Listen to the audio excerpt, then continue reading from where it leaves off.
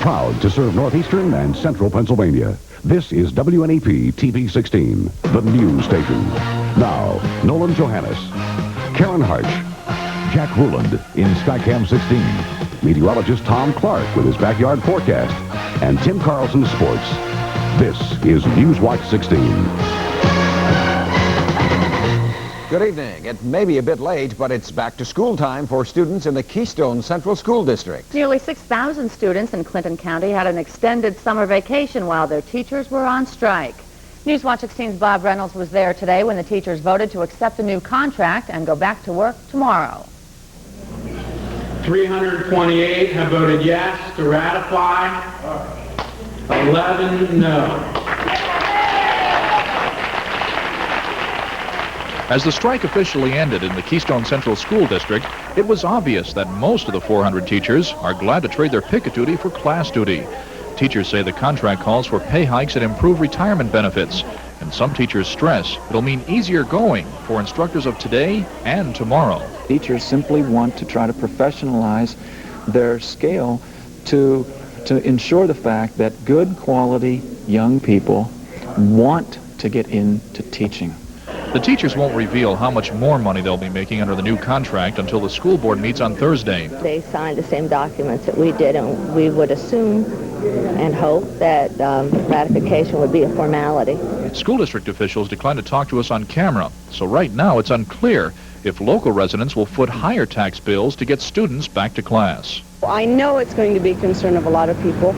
Anyone who owns property, no one wants to pay more money, but I guess it comes down to good education. It's inevitable that taxes will go up for one reason or the other anyhow, so it really doesn't bother me that they might go up for that reason. The teachers say that this was the first strike ever in the history of the school district, and it's a pretty safe bet to say that the teachers, parents, and school administration hope it's the last. Bob Reynolds, Newswatch 16, Clinton County. In Lackawanna County, 85 striking teachers in the Mid-Valley District are considering the school board's request that both sides accept binding arbitration. The striking teachers have been out since school was supposed to begin over 2 weeks ago. The negotiating committee will advise the teachers tomorrow how the committee feels about accepting an outside expert's decision, and then the teachers will vote on it tomorrow afternoon at the Troop Fire Hall. The school board yesterday suggested binding arbitration for both sides. Negotiators for striking teachers in the Western Wayne District will sit down tonight with school board representatives in South Canaan Township. It's the first time that they've met since before school began in Wayne County. 128 teachers announced a selective strike and actually have been only out of their classes one day, September 10th. That was the first day of school for 2,000 students in the Lake Ariel, Hamlin, and Waymart areas. When Newswatch 16 continues, a new home for homeless men in Scranton. We'll take you to the Fairlawn building. Plus, cleaning up a gas leak in Bradford County and why the DER is worried. Comfort, real comfort. Walking or kicking around, Pickway's new comfort shoes give you pillow soft comfort. Note the specially designed traction soles, the soft foam-lined uppers, the padded inner sole and collar. Best of all, Pickway's introductory price saves you $3 to $4. Women's sizes 6 to 10, now $9.88. Men's sizes 6.5 to 13, only $10.88. Pillow soft comfort shoes on sale this week at Pickway Shoes. Think IGA today. It's IGA's brisk autumn saving days, and you can rake up the savings on a large roll of brawny paper towels, only 59 cents. Or Stay-Free Maxi Pads, 30 count, $2.99. And why not treat the kids to High C drinks? 3-pack, only 69 cents. The leaves are falling and so are the prices during IGA's brisk autumn saving days. Think IGA today, 'cause we're thinking of you. The cleanup of a gasoline spill in Bradford County that closed Route 6 near Wysox is just about over today. Newswatch 16's Jane Adonisio reports the leak has DER worried about what's underground near other service stations. The Agway station remained closed today, but a spokesman from the Syracuse, New York headquarters says the situation is under control. Between last night and noon today, company officials, along with the Department of Environmental Resources, were able to determine that it was an underground steel gas tank that ruptured and caused an estimated 100 gallons of gasoline to leak out. It was feared that a nearby field and a stream leading to the Susquehanna River were contaminated. But DER hydrogeologist Ted Loy says he doesn't expect any lingering effects. At this point, it appears that it is very localized and everything seems to be under control at this point. Cleanup Chief Mike Farmer said his company checked for pollution across the street from the gas station. We can't find any pockets of gasoline across the street, so we'll probably use an aeration process to clean the soil. According to the DER, we might see this kind of occurrence happening more and more because a lot of gas stations, like this one, opened in the 60s, and the average lifespan of a steel petroleum tank is about 20 years. Just down the road on Route 6, Joseph Mihalik of the Wysox Exxon station says he's concerned and he's already doing something about it. Our tanks have already been scheduled to be replaced. We're expecting new tanks in any day now. Jane Adonisio, Newswatch 16, Wysox in Bradford County. Problems along two other highways around here. Part of Interstate 78 in Berks County is closed tonight while crews clean up a chemical spill. It happened early this morning between the Charlottesville and Hamburg exits. A truck crashed into another. One was carrying chemicals, the other drums of paint thinner. Both loads were leaking. Both lanes in both directions of I-78 in that area of Berks County are still closed. Part of Route 22 in Northampton County is reopened tonight after an accident this morning. It happened in the westbound lanes of Route 22 between routes 512 and 378. State police closed the road for a time because of an oil slick caused by that crash. Some students in Easton will be heading to the Soviet Union. And a Berwick clothing company is expanding. These are some of the stories in tonight's Pennsylvania in a Minute. From Easton to Russia, Lafayette College has been selected as one of 6 universities in the country that will take part in a new student exchange program. Students from the Northampton County School will change places with students in a Soviet university. State police in western Pennsylvania say a 14-year-old girl was accidentally shot to death by her brother. Apparently, the 12-year-old boy was playing with a shotgun and pointed it at his sister just before it went off. And now we'll show you the rest of the stories around our state. DER says one of the largest mine flushing projects in our area will get underway this year. DER has taken bids on flushing the Bellevue section of Scranton. The 3.5-year job will cost more than $12 million. The Berwick Knitwear is expanding and expects to hire as many as 300 new workers in the next 5 years.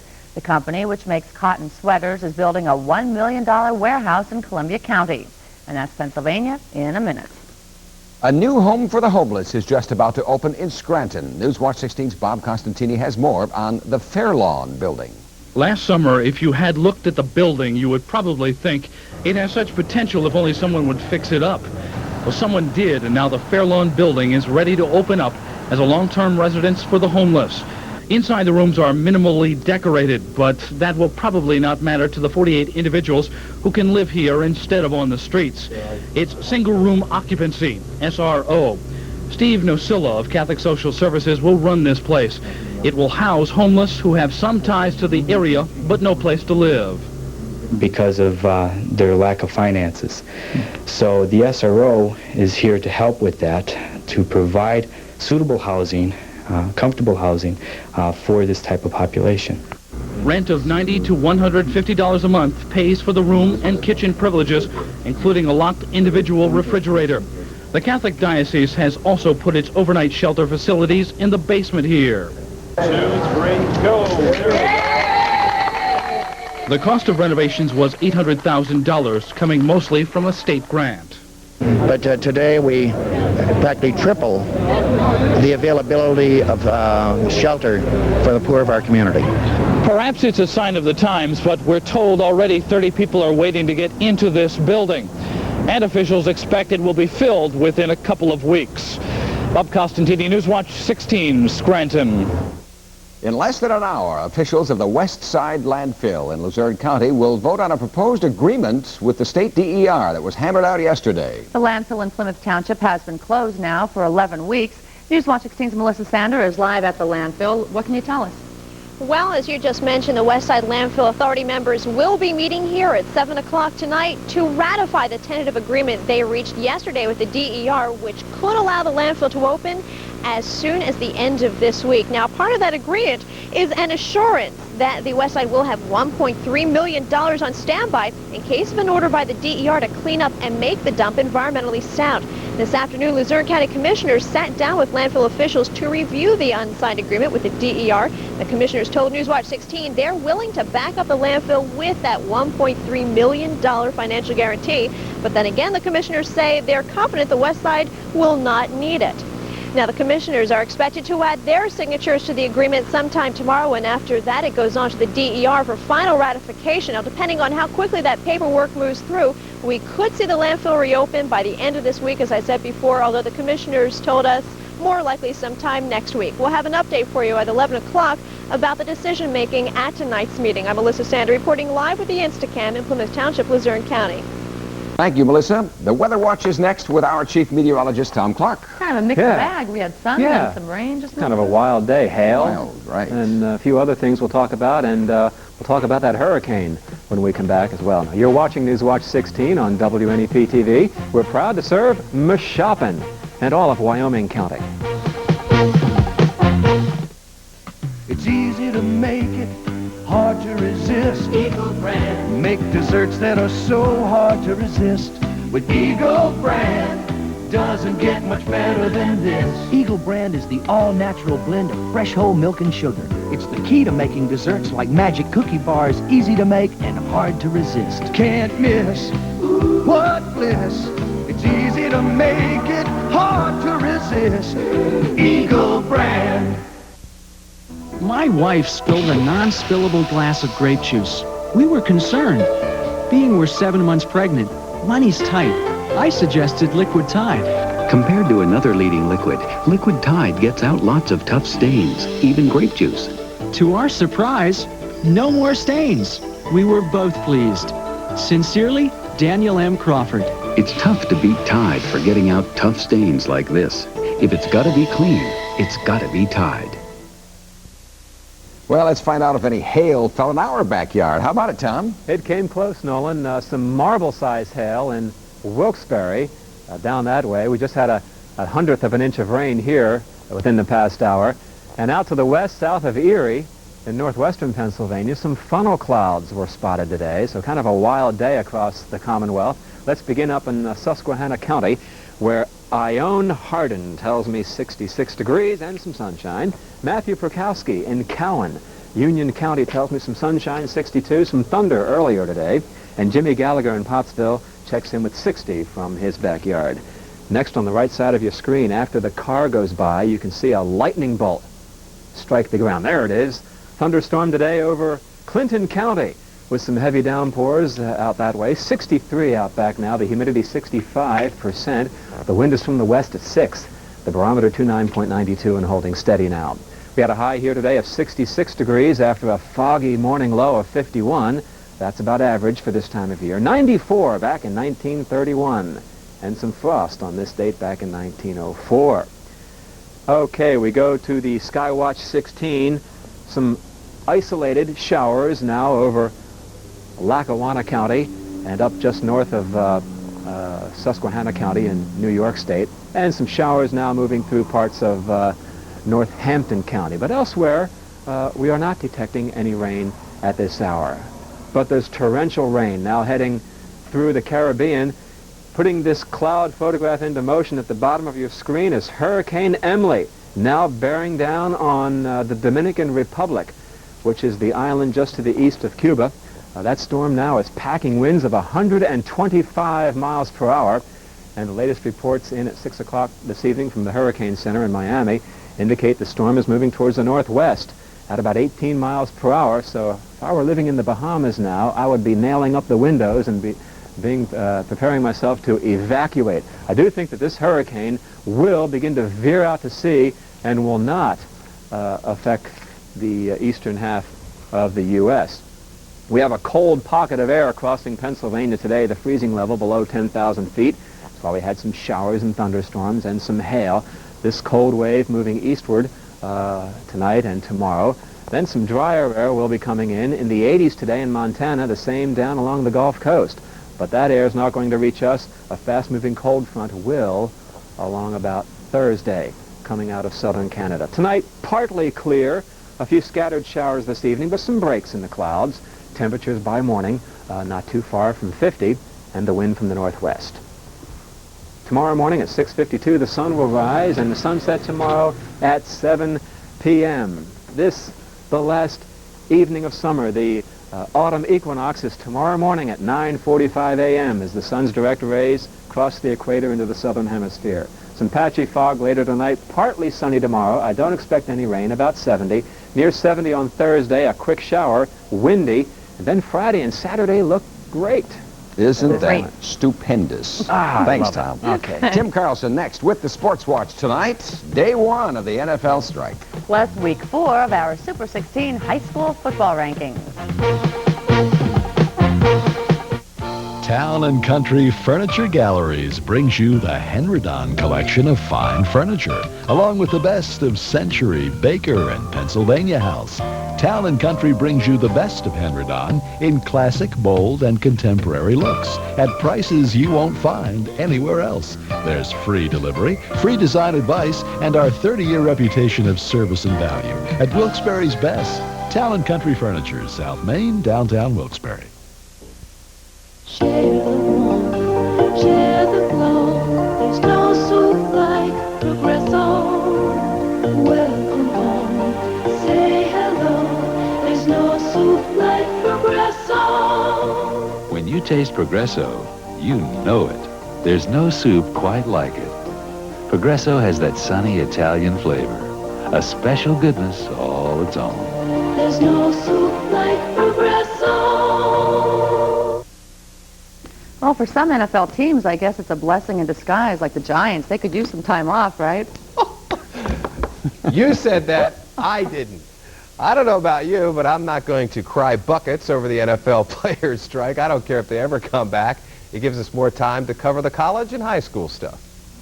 Today, the first day of the NFL Players Union walkout against NFL management. The big guys walking the picket lines outside stadiums and practice facilities like this owned by the Washington Redskins.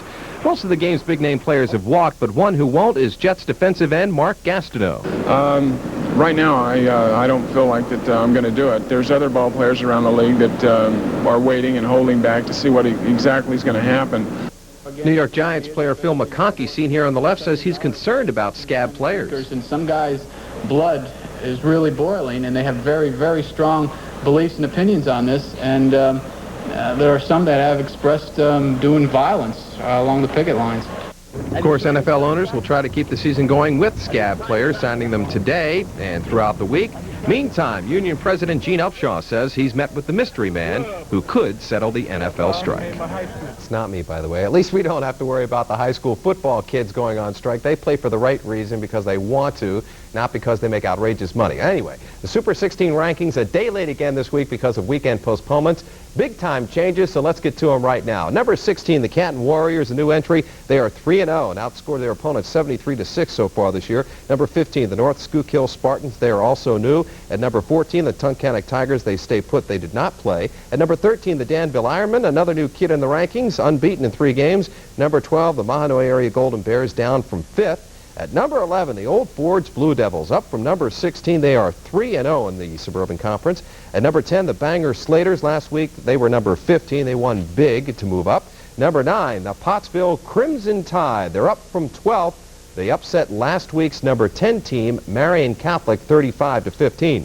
At number 8, the Bethlehem Catholic Golden Hawks. They were number 11 last week, so they move up 3. They won, 17-0 over Allerton Allen. Number 7, the Catasauqua Rough Riders, up from 9th, a convincing 21-3 win over Southern Lehigh. And number 6, the Montgomery Red Raiders. They also are up 2 spots from number 8. They move up. The easy win over Cowanesque Valley last week. And number 5, the Montoursville Warriors, moving up from number 6 last week. And the top 4 stay the same as last week. Number 4, the Lakeland Chiefs of the Big 11. They won 39-13 over Mount Carmel last week in an Eastern Conference matchup. At number 3, the Berwick Bulldogs, also undefeated at 3-0. They won 36-zip over Hazleton. Number 2, the Wilkes-Barre Myers Mohawks, won 35-14 over Nanticoke. And number 1, the Williamsport Millionaires, a squeaker win over Cumberland Valley, 13-12. Nevertheless, they are undefeated in 3 starts, and they were our preseason number 1. One last game at Wrigley Field in Chicago this afternoon for the Mets, and usually you can expect a high-scoring affair.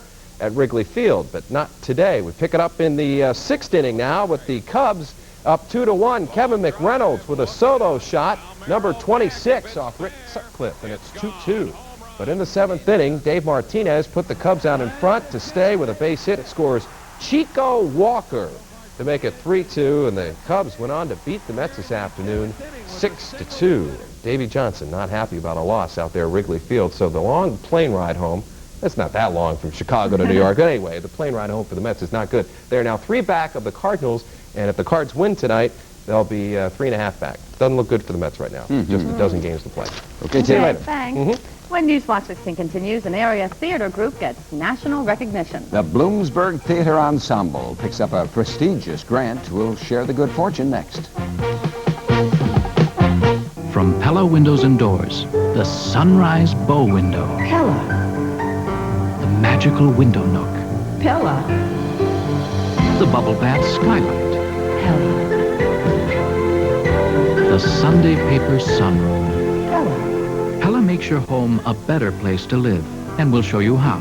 Come and get your free idea book, only at your Pella Window Store. Visit your Pella Window Store for style and selection in Dunmore, Lewisburg, Scott Run, and Wilkes-Barre. Finally tonight, an area theater company is taking a bow tonight over what it considers some very important federal money. As Newswatch 16's Mary Beth Marsden reports from Bloomsburg, the federal grant could lead to curtain calls for other grants. Tartuffe is no young dandy, but still his person. He's as sweet as candy. The Bloomsburg Theater Ensemble is taking center stage for receiving a much sought-after grant from the National Endowment for the Arts.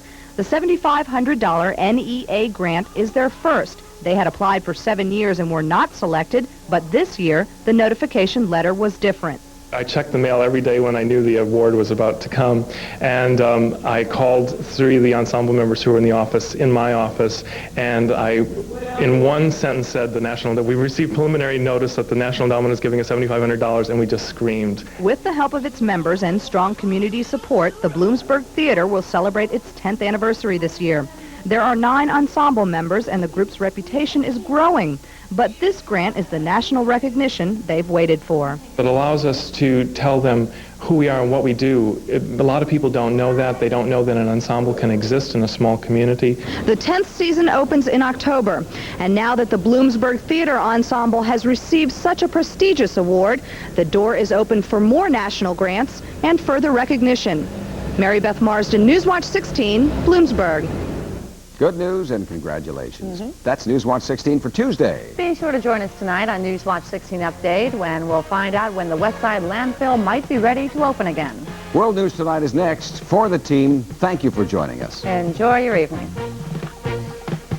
When you see news in the making, Newswatch 16 wants to hear from you. Call 1-800-533-NEWS, toll free from anywhere in Pennsylvania. Call 24 hours a day, 7 days a week. 1-800-533-NEWS.